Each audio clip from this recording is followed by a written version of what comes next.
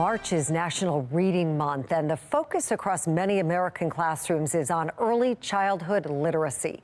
As Project Baltimore's Chris Papps explains, students who struggle to read by third grade could face lifelong challenges.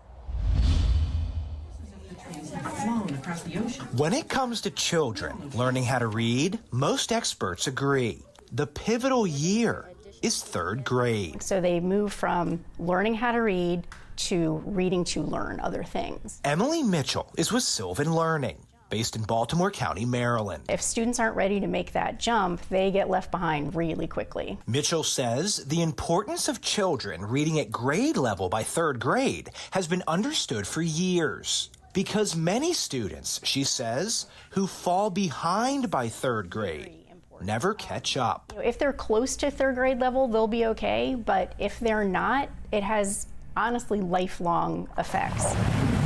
Maryland's General Assembly in 2011 created a task force to study school dropouts and their impact on the criminal justice system.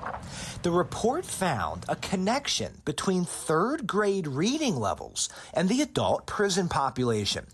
The task force found 23% of below basic third grade readers will likely drop out of high school. 23%. For comparison, 9% of children with basic reading skills and 4% of proficient readers will likely drop out of high school. The report then looked at Maryland's prison population and found 57% of inmates under age 25 were high school dropouts. We want to make sure that we can get as many of our third graders reading by the end of the year as possible. If that's the goal, the question then becomes, how is it accomplished? I think you can identify little ones that are struggling very young. Dr. Carrie Wright is the interim Maryland State Superintendent of Schools.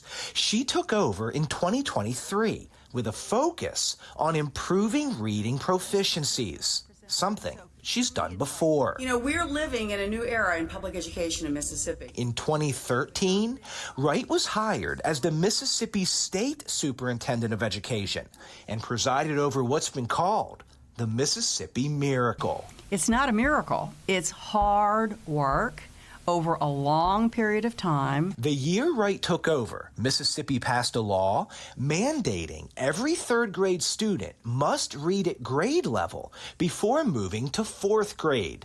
These laws are often called third grade reading retention policies. They say if a student cannot read at grade level, they either repeat third grade or receive interventions to catch up. For me, it's prevention and intervention. According to federal test scores in 2013, the year the law passed, Mississippi students scored on average a 209 in fourth grade reading, far below the national average of 221. But by 2022, the most recent year for results, Mississippi had passed the national average. Mississippi now scores a 217 in fourth grade reading.